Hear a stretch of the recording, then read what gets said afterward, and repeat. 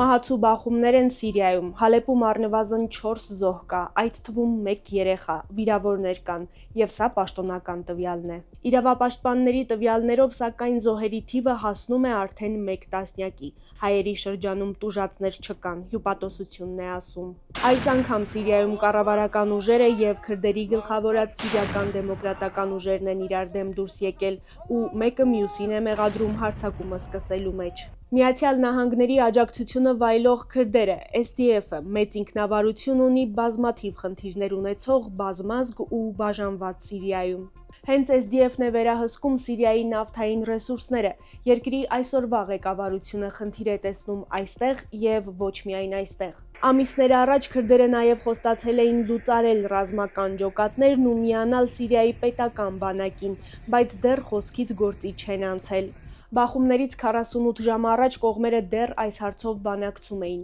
դրանից առաջ նորից կռվում։ Դեկտեմբերի վերջն էր դա։ Իրավիճակը սրվել է երկրում Ասադների 50-ամյա իշխանության տապալումից ընդամենը 1 տարի անց։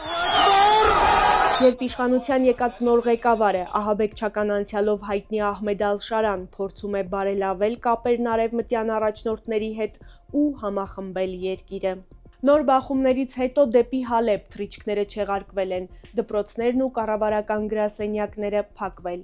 Տևական քաղաքացիական պատերազմից հետո մի փոքր շունչ առած երկրում շատերը կրկին ստիպված են լքել բնակավայրերը։